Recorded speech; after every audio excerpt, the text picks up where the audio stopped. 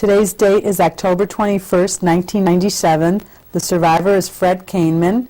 Cahnmann. And the interviewer is Frida Ankin. We're in Chicago, Illinois. The interview is being conducted in English. My name is Frida Ankin. Today's date is October 21st, 1997. I'm conducting an interview with Fred Cahnmann. The interview is being conducted in Chicago, Illinois. Can you please tell us your name and spell it? Fred Cahnmann. F-R-E-D is my first name, and Cahnmann, C-A-H-N-M-A-N-N. And your name at birth? Was Fritz, F-R-I-T-Z, and then I had a middle name, Maximilian, which stands for Moses, Moshe, and Cahnmann was the same name. So my first name was Fritz. And your birth date? My birth date, August 13, 1912. And your age? My age, I'm now 85. And the city and country of your birth? I was born in Munich, Germany. Munich is the capital of Bavaria, which is a state within Germany. Would you tell me about the house you were raised in? Who lived in the house with you? It was a duplex. I have a picture upstairs, but I can't find it right now. It was a nice family home with a big backyard, which you called a garden. And I shared a room with one of my brothers. And we had dining room downstairs and the living room downstairs. And while we had central heat, sometimes in winter we just used stoves with peat moss or coal, individual rooms. If it wasn't that cold, we didn't use the central heat. And we had usually dinners together, lunch, also lunch. My father used to come home for lunch usually. And what was your father's name? My father's name was Sigwart, S-I-G-W-A-R-T, Sigwart Cahnmann. And what did he do for a living? He was a partner in a so-called chemical factory, but they really put a collection of chemicals together, of medical, pharmaceutical chemicals together, and marketed them in various villages in the countryside of Germany. And also, I think there was crayons they had, and things other than chemical that they produced. One of the partners was a pharmacist. Do you remember the name of the company? The company was called Chemische Fabrik Isaria. Isaria, I-S-A-R-I-A, Isaria, from the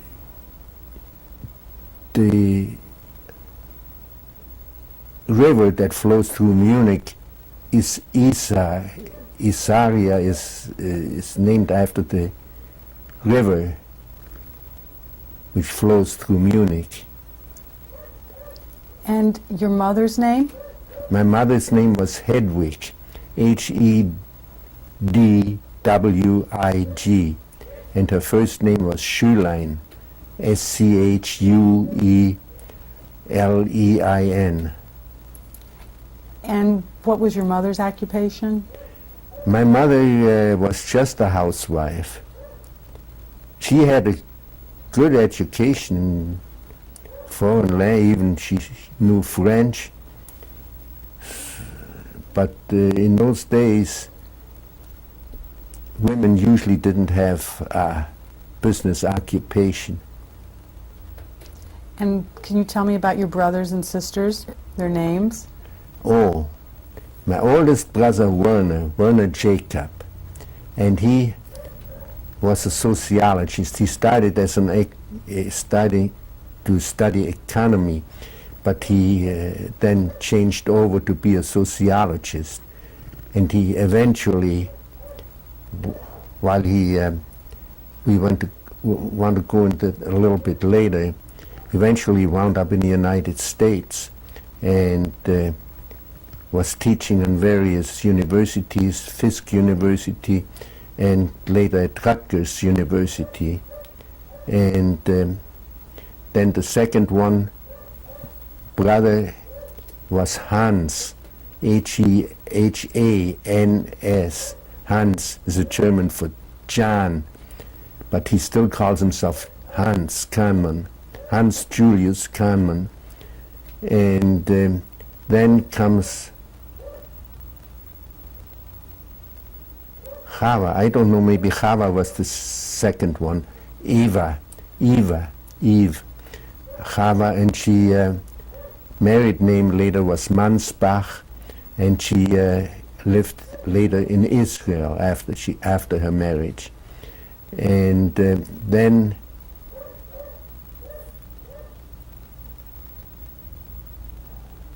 my sister Augusta Schulein, she married Augusta Schulein, she married Schulein, and after her husband Schulein died in Germany, and she came to the United States, she married Bernie Benjamin, so her name right now is Augusta Benjamin, but we call her Gusti, G-U-S-T-I. She's 90 years old now, and she only weighs 86 pounds. She doesn't eat much. And then comes myself, and then my youngest sister Lilo. Actually, her name was Lieselotte Gustava Regina. They wanted to name her after. She was the last one, so they wanted to name her after all kinds of relatives. But Lieselotte, we abbreviated that, and we call her Lilo, L-I-L-O. And in Israel, she lives in Israel, her official name is Rachel, and her last name is Dotan, D-O-T-A-N. So that's the family, there's 6 of them. And what language was spoken in your house? German, with a slight Bavarian accent.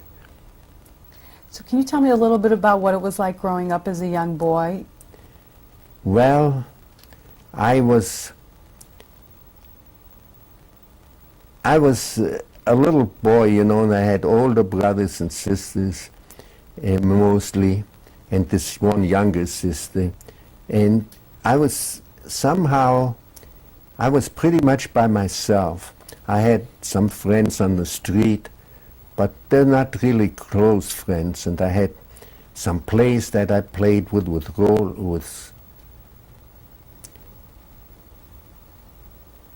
marbles and stuff like that. And at one time I even had a nurse or a caretaker, not a real nurse, but a kindergartner, something that took care of me.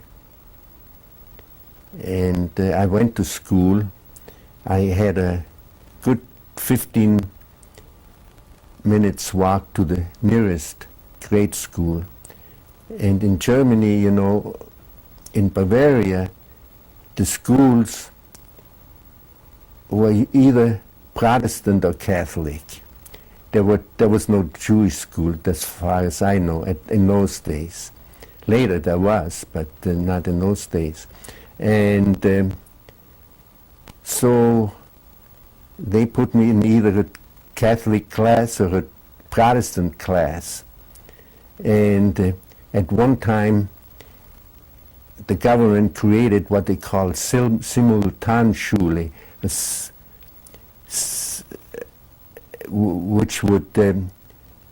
which would not be divided into confession, into religious separation. Everybody was in the same class, but that Simultanschule, that was for 1 year or for maybe half a year. 1 year I went to that other school, which was a mixed school, and it was about at least a half an hour walk each way. So I had no problem in the grade school. You went to grade school for, I don't know, about 6 or 8 grades, and then you started middle school, and which they called gymnasium, or there was different types of middle schools, Gymnasium, Realgymnasium, and Realschule. I went to Realgymnasium, which means that they taught Latin for 9 years, and also English and French later. What was it like being a Jewish boy in these schools? Well, we had very few Jewish students there, and the Jewish students of the city of Munich, they all came together and they went. Religious instruction was mandatory unless you wanted to leave the Jewish community. But we went to on the far side of town, there was another high school, what you call middle school, and the rabbi would teach the religious classes. So once a week or so, we would travel on the tram, on the streetcar, and I had a pass on the streetcar. You know, you paid a little small amount of money and you get a pass, and you could ride, after that with a pass you could ride free on the streetcars. So I went to the religious school maybe once a week. But when I was in the grade school, I went to Sunday school downtown. That was downtown. And I remember there was maybe 1 or 2 other Jewish students in my middle school. I remember the names, but I know that one came in the United States, and I had correspondence with him at one time, but I lost touch with him. And so we're talking about what year right now would this be? Well, this was already pre-Nazi days, and I don't remember, around 1930 or so, that I graduated from the middle school, and everybody was very nationalistic in Germany. You know, there was a man by the name of General Ludendorff and Hitler. They were both leading the radical right. And students would talk about politics, how much they liked Ludendorff or Hitler maybe. And I would say, oh no, Ludendorff isn't any good. And they really would bawl me out for saying something like that, you know. And then when I talked to my family about it later at home, they said, don't mention anything anymore. Don't start any trouble. Going back to when you were growing up, can you tell me a little bit about the Jewish community in your neighborhood? You said there weren't a lot of Jews? No, there weren't a lot of Jews, but still, you know, isolated Jews, some distant relatives of mine. A good friend of mine grew up in the area, and he was a relative of mine on my grandmother's side. And sometimes I would even walk over there, but basically it was a Gentile neighborhood. It was a very nice neighborhood, and Schloss Nymphenburg, the castle, Nymphenburg Castle, was not very far from there, and we had a park there, and it was a French-style park, and like to take walks over there, and in the winter we might go sleigh riding, something like that. In there also, while I was in high school, we went skiing. On a Sunday morning, we would get up very early in the morning, maybe 4 o'clock in the morning, take a train to the Alps and go skiing all day in the Alps. And also, I don't know where you're going to ask me something about the Jewish organization. Some youth organization that I belonged to was called Kameraden, and it was just a Jewish youth club. And on Sundays too, we used to go in the summertime, or when it wasn't snowing, you know, we used to go walking in the woods, and had nice time with them.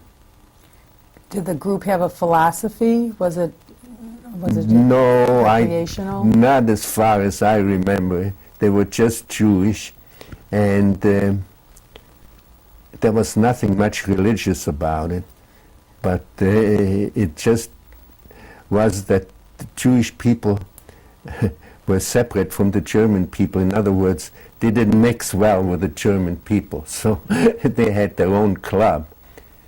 It's like a Boy Scout club, you know.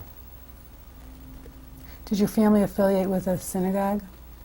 Yeah, there was a synagogue. There was a so-called, the main synagogue in Munich was a so-called liberal synagogue, and then there was also an Orthodox synagogue. And Do you remember the names of those synagogues? I think, no, the Orthodox synagogue I think was called Ohel Yaakov, but the big synagogue was just called the synagogue, the liberal synagogue.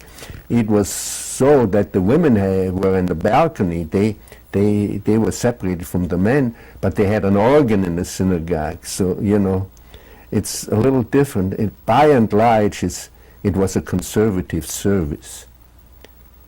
And on Sukkot, they had a sukkah in the yard there.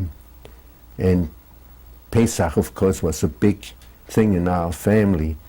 We invited other relatives for the Seder, and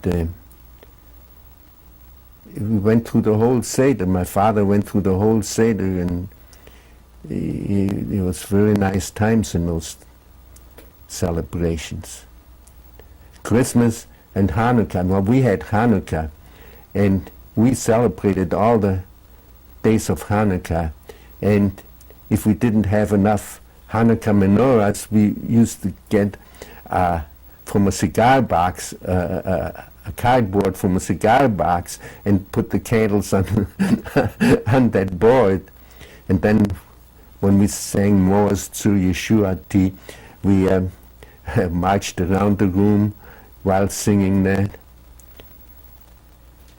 Did you learn Hebrew as a young person? Yeah, I learned Hebrew some, but you don't learn much in the Sunday school, you know. And in the middle school, when the rabbi taught, it was mostly in English. Were there bar mitzvahs? Oh yeah, I was bar mitzvah with several. There was several other people too. There was about, I think, 3 of us that were bar mitzvah at the same time. But I didn't have to read any. You know, all I had to see is the bracha, say the bracha, and that was it. And come up to the Torah, you know, and say and stay there while the Torah was read. And then at home we had also guests, and I had to give a speech at home about why I believe in God and my philosophy. It's not like they give speeches in the United States. I was really saying why I believe in God and why I believe in Judaism, you know, and that kind of stuff. Did your family celebrate Shabbat? No, not much. maybe we had a little better meal on Shabbat. A Friday evening, yes, was celebrated quite a bit. We had a festive meal, and there was prayers said at the Friday evening meal, and we had wine there. So that's all I can tell you about my father was member of the Munich Lodge of B'nai B'rith, and he was quite active in that. He was also somewhat active in politics with some small German liberal party called the Democratic Party, which still is in existence, I guess, today. But it was a small party and didn't amount to much. But that's my aunt, my father's sister, she was a socialist. What was her name? Clementine Kramer. And she was a writer, and she wrote stories in German, folksy stories. And one time I came back from the religious school, from Sunday school, and usually the Sunday school I went downtown, and my relatives, my uncles and aunts and grandmother, they all lived near the center of town, not too far from there, walking distance. And so I was usually invited at either my Uncle Max and Aunt Clem in Schwabing, the area Schwabing, which is the artists area and university area, and or my Uncle Louis Levy and Johanna Levy. They lived in a little different direction, and then my grandmother lived there too. And either one of those places, on Sunday, I was always invited for dinner, for lunch, dinner. Dinner was at lunchtime. One time I came home from the Sunday school, and it was Pesach time, and my aunt said she was a writer, and she used a typewriter. She asked me, what you learn in Sunday school today, and about Pesach. And I told her the story. It was a folksy story, very in dialect. And I told it to her, and she wrote, while I didn't realize it, she wrote it down in the typewriter and typed it. And later she published it under her name, and it called Pesach, and I have a copy of it. So what else can I tell you? Were there any other Jewish organizations? Well, as I say, my father belonged to the B'nai B'rith Lodge, and I don't know, my mother went to some, I don't know what organization it was, but they had book reviews about Jewish books. Like at one time she gave a report on Moses Mendelssohn, and she had a book about Moses Mendelssohn, and she made quite a bit of excerpts from that. But my mother was not as much. She observed the religion because it was important to my father, but actually she was really not a big believer in any religion. Did your father serve in World War I? Do you remember? Yes, my father served in. If I had found the pictures, I even had myself in the uniform as a child, and with my father in the uniform. But he didn't serve actively in the army. One time he was on a transport to Romania, but by and large he was like more or less in the reserve there. So maybe he was a little bit too old for the war. And being a Jew at that time in Germany? That doesn't matter. That was World War I. Mm-hmm. Some of my relatives, they were in the army in World War I. One relative died in World War I on the front. And another one, as I told you before, Ferdinand Levy, he was a salesman of dry goods. He would come around to customers, travel around with cloth, and they would buy cloth from him to make a suit. Well, he was a very big soldier, very devoted soldier in the First World War, and he had the military bearing, straight position and all that. And when it came, the Nazis took over, didn't make any difference. They still sent him in the concentration camp. And he's a survivor of the concentration camp in Theresienstadt. And he wrote his memoirs, and it's very eye-opening and shocking what he went through there. And he was just lucky, as a matter of, by a stroke of luck, he pulled through, because one time from Theresienstadt they would take people to Auschwitz, and maybe he was too sick to go on that transport. Somehow he stayed there. So anyhow, he survived. But my Aunt Clem, he was also in Theresienstadt, and she died there. My parents, we tried to bring them over to the United States. I came over on an affidavit from a very distant relative of mine. We're going to talk a little bit more about Germany, and then we'll get into when you came over to the United States. Yeah, what I was going to say, that we didn't succeed in bringing my parents over to the United States. Okay, we talk about that later. I guess I wanted to know now, while you were in school, what was your first contact with anti-Semitism? Well, really not much. The people were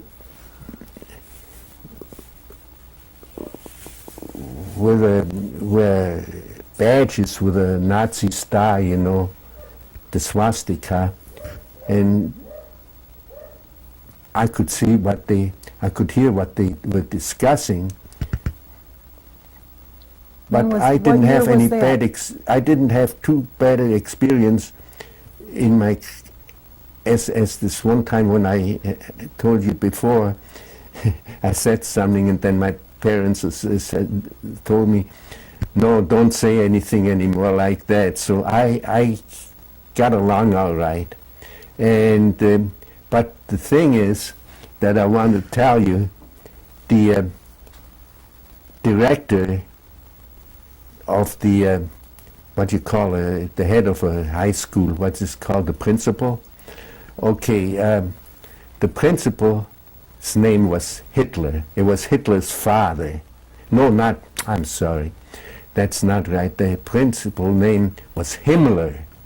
Himmler. And I have certificates, I have a number of certificates upstairs somewhere which are signed by Himmler. Well, Himmler was the father of the SS man Himmler, that was, I forgot what his first name was, Heinrich, I forgot. Anyhow, he was the one that was in charge of all the murders of the Jews, the SS. But his father was the principal of the high school that I attended. And there's a book written by him, about him.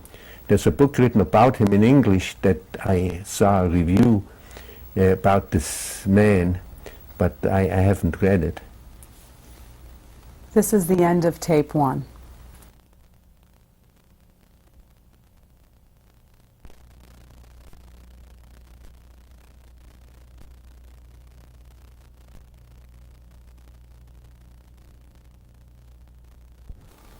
This is tape 2 on October 21st, 1997 with Fred Cahnmann.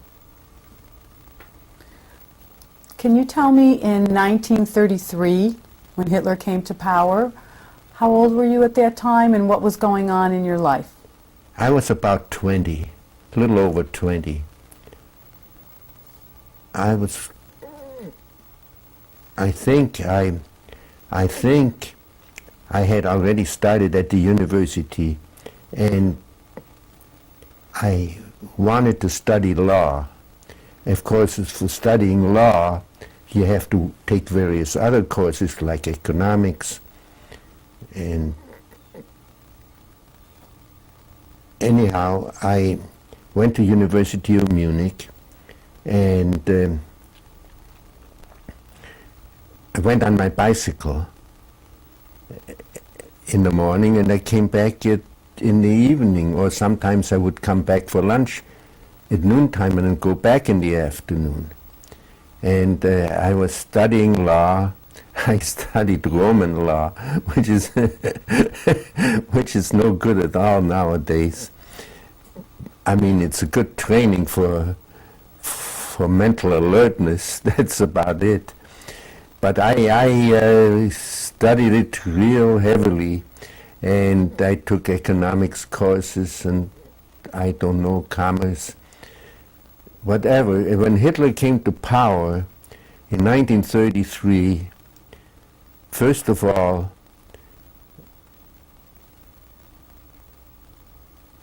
there was anti-Semitism. That is, they didn't like Jews to come to university altogether. And then I still stayed there and kept on studying for maybe a year or so. I even spent a semester, I think a semester at Berlin University. I don't know whether it was before Hitler. It probably was before Hitler already. And lived with a family over there. And it was an exchange. We always made exchanges. Their son stayed in our house and went to school here in Munich. Well, anyhow, the thing after I went to university for maybe about a year, I forgot, maybe 1 year or maybe 2 years, it was obvious that if you studied law, you couldn't become a lawyer. It was outlawed. A Jew could not become a lawyer anymore. So I had to look for something else. In the meantime, I want to bring up something else. Just in the early days of Hitler, we made another exchange. I made an exchange with some Italian family on Lake Garda, and their daughter or sister came to stay with my parents in Munich, and I stayed with this Donati family. He was a captain on the Lake Garda, and he had a little boat, and he stayed with them. And When was that? What year was that? That must have been about 1933. And so I spent maybe half a year over there, but I went back to Germany then. And then after, as I said, it was no more point in studying law. Then my father, we had big family, and on my mother's side, there was the Marx family. Heinrich and Hugo Marx had a bank house called Heinrich and Hugo Marx. And in Germany, if you wanted to start in the banking business, you have to start out as an apprentice. And through our family connections, they were fairly close relatives, and they said, yes, they'll take me. And so I became an apprentice at that bank, and I stayed there at that bank for about 2 years. And then, how was that business affected by Hitler's oh coming yeah, to power? it wasn't going very well, because people, Gentiles probably wouldn't like to use the bank anymore if it's a Jewish bank. And so after maybe 2 years after I finished my apprenticeship, the boss, one of the boss's son, said to me, well, Fred, we can't really keep you any longer. We don't have enough business. You better should look for something else. So that's when I started looking for emigration. And what year was that? Well, I finally came to the United States in March of 1936. Now, I must have been 23 or 24 years old. And can you tell me first about how Hitler's rise to power affected the rest of your family, your father's business? well, Oh, and My day-to-day living? my father, I think I said before, he was a partner in a chemical factory.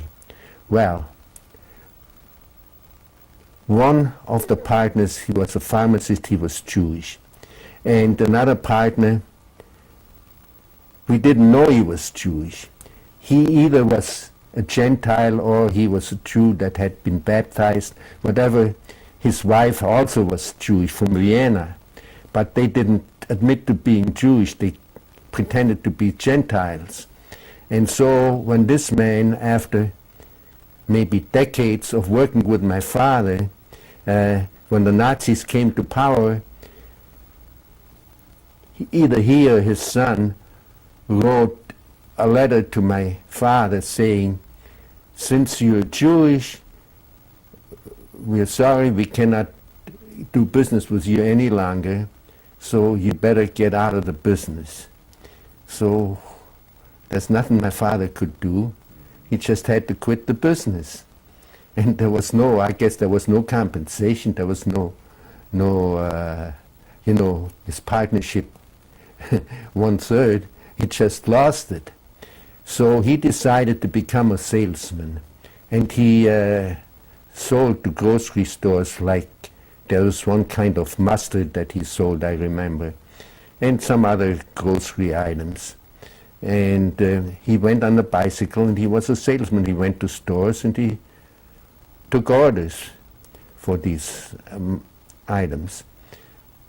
And he did this for a number of years. So now, when the Nazis, I remember my brother saying, one time the Nazis came to our house and they, with the intention of arresting somebody, taking somebody away. And well, my father was out on a bicycle, and my brother Werner, my oldest brother, said to these people, well, I'm the son, and if you want somebody, you can take me. So they took him, and I don't know whether they took him now to the police station and then released him, but anyhow, later he wound up at a Dachau concentration camp. But as when they left the house, they saw my father coming home on a bicycle, so anyhow, he saved my father that way. He also, you want me to say about my brother's work? My brother was what they call a syndicus, which was, regional representative of an association of German Jews, which was the main organization of German Jews. You see, the German Jews were divided into Zionists, and this was not a Zionist organization. They called themselves the Zentralverein, or abbreviated CV, because CV, the CV, the Zentralverein Deutsche Staatsbürger jüdischen Glaubens. They wanted to say that they're German citizens, but they're of Jewish faith. And they were also like a defense organization, like over here we have Anti-Defamation League, for example. It was something like Anti-Defamation League. And he was my brother, and this is all because my father was a very friendly man. He knew people, so he got himself a job of being the main representative of this organization in Munich, and he has an office. And also he would go in the countryside to visit very small Jewish communities and try to keep up their morale. Well, anyhow, of course, this organization wasn't liked by the Nazis, and soon after Hitler came into power, we went in the basement. He brought a lot of papers home, and we burned a lot of papers that he had from his office. And later on, of course, that was another reason they put them in concentration camp Dachau.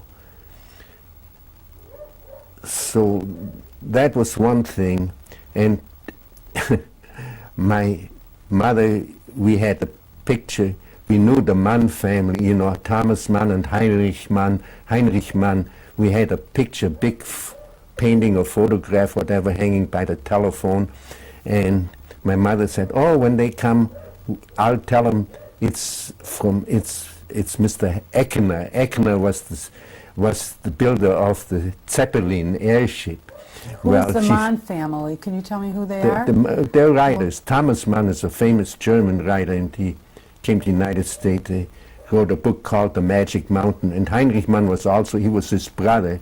He was also a writer. And they knew my aunt Clem, you know, especially Heinrich Mann and Clem were very friendly.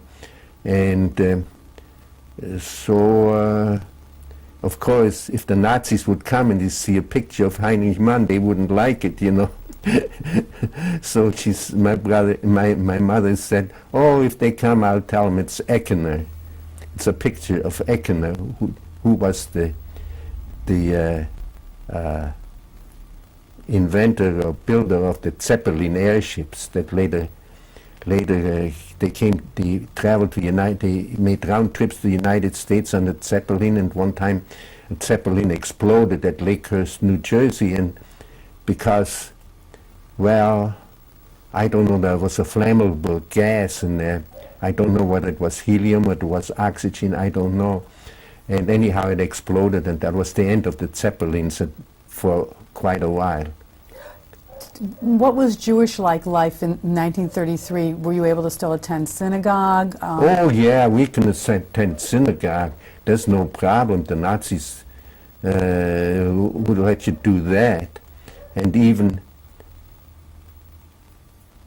well, as long as I was in Munich, you could go to the synagogue. Later, the synagogue was burned. That was in 1938, I think. You know, they burned all the synagogue after Kristallnacht, or after some German embassy employee was murdered in Paris, and the Nazis got really vicious after that. But I was already in the United States. But I would walk around the streets, and I tried to avoid the marches. You know, there were marches all the time. The stormtroopers were marched in their brown pants, uniforms, and with the Heil Hitler songs and whatever. And the Horst Wessel Lied was, you know, really anti-Semitic song that they would sing.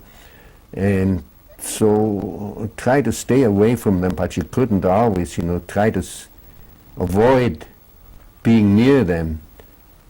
But you couldn't always do it. And one time, one anti-Semitic incident, I remember, I took my watch to a watch repairman, and after I wanted to pick up the watch, well, it wasn't any good.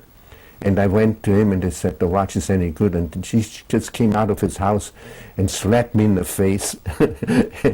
And he called me a dirty name, I guess, and that's it. And my Prager,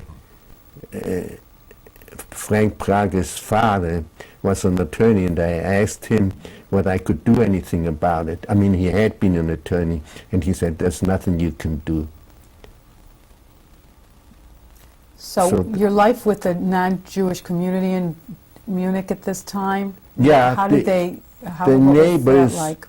The neighbors, they put out their flags, but otherwise, they didn't, the immediate neighbors didn't bother us. Was this a time where Jewish people in your family discussed being German first, being Jewish first? Yes, there was quite a discussion, and it was a question, you know, that everybody had to think about for themselves.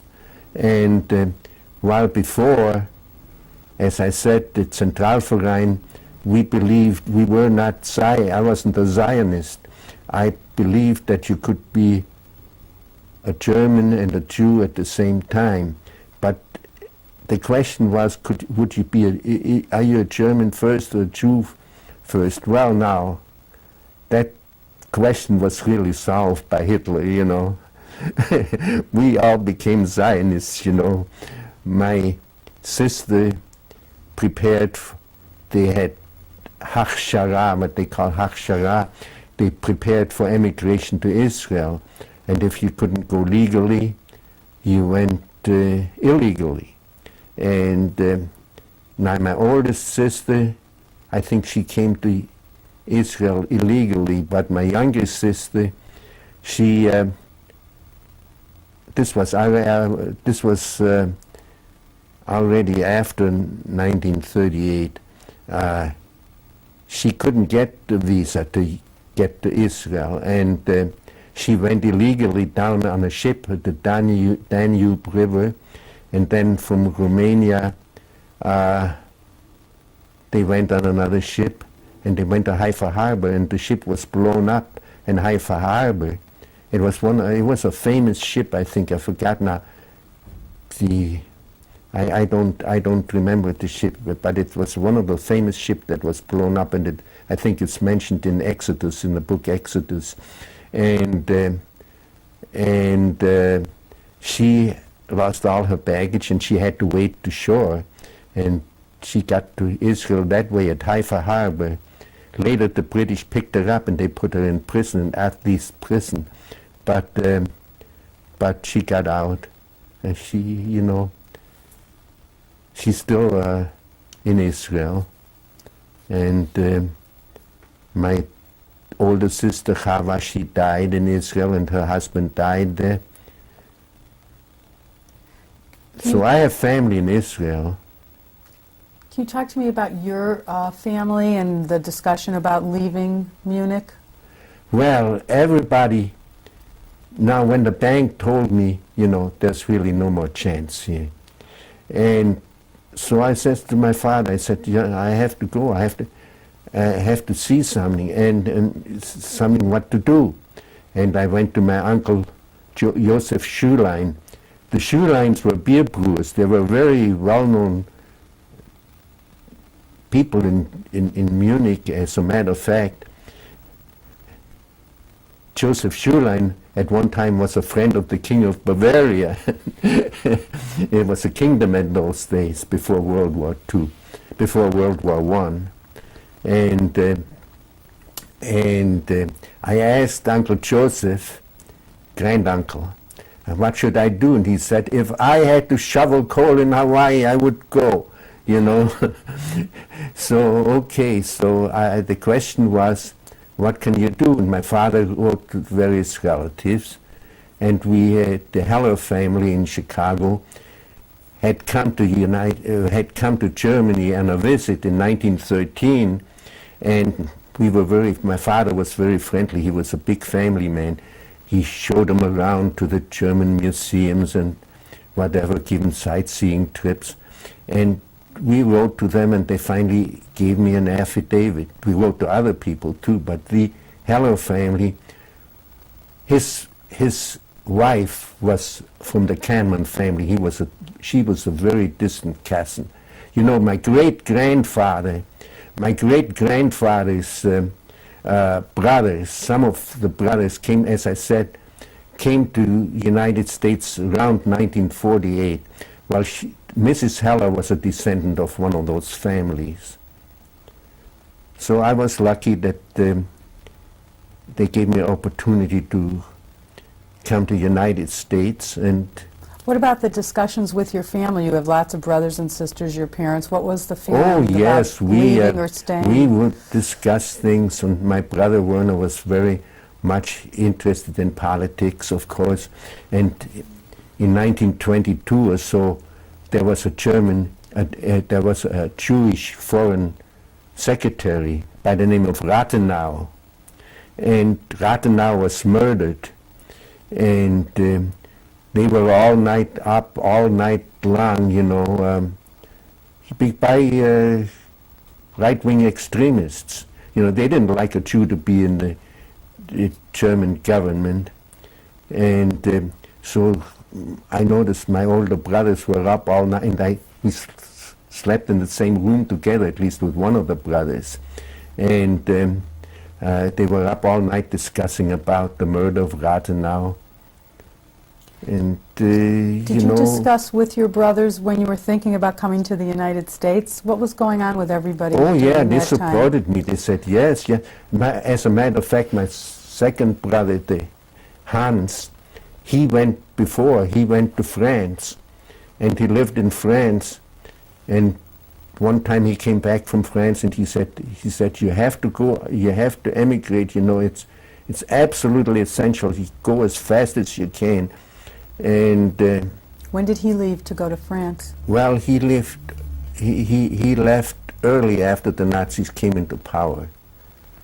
And somehow he was a pharmacist, and somehow he worked in a pharmaceutical business, or in whatever, in Paris. He was able to work there. And you know, my uncle from my mother's side, my uncle Julius Schulein, and his wife was Suzanne Carvalho Schulein, and she was from a Jewish family. She wasn't, whether she was Jewish or not is doubtful, but her grandfather was a founder of the Alliance Israélite Universelle, which was a big Jewish, also anti-defamation league or whatever, organization in France, and they supported Jewish emigration. So she came from a Jewish background, and but she was a French citizen. She was born in France, and her family originally came from Portugal, you know, as Moranos or whatever. And were there lots of Jewish people trying to leave Germany at this time? Oh yes, everybody tried to leave, but the question is to get a visa to get this. In those days, the Germans, the Nazis, wanted the Jews to leave. Later on, they prevented the Jews to leave, but in those days, yes, they were glad if somebody would leave. So, but the question was, where could you go? You know, the countries had all kinds of restrictions. When my aunt, when it came to the point when she wanted to emigrate, well, she had a writer which was quite friendly with her, Michals or whatever, in Denmark, and he wanted to bring her over to Denmark, and he would be able to, but somehow it didn't succeed, you know, and they put her in the concentration camp. In France, they had restrictions. You know, there's people, it just was impossible. So I looked for a visa to go to the United States. There was only two things to do: either go to the United States or go to Israel. You know, there's two choices. You really didn't have any other choice. I decided to go to the United States. I wasn't, you know, a real big Zionist in those days. And I decided, well, I'd just rather go to the United States. My sister, she was a big Zionist, and she said, no, she wants to go to Israel. And now and they both wound up in Israel, you know, one in Yagur and the other one in Kiryat Tivon. And I have all kinds of relatives in Israel. But it took time for the visa to come through. You had to apply, you know, the Hellers, my relatives in the United States, had to send documents. You just can't get an affidavit. You have to show them that you have the means to support the immigrant. You know, you have to list all the assets that you have, the stock holdings or whatever. So, in the consul in Stuttgart, who might have been Jewish, his name was Teller, and they made all kinds of difficulty. Well, he didn't show that he has enough support, something, and he didn't give us enough financial background to show that he really can support you. So he had to send more documents and more documents. And finally, in other words, the American consulates, and I can tell you something about that later, they were not friendly toward the Jews. And they wanted if they could prevent somebody from immigrating, you know, they did. They put all kinds of obstacles. But anyhow, my support came through satisfactorily. It took a half a year, you know. I started in the September or so of 1935, and I finally got the visa in 1936. And in March of 1936. And times were so bad that the French consul in Munich came to his office in the evening to give me a transit visa through France.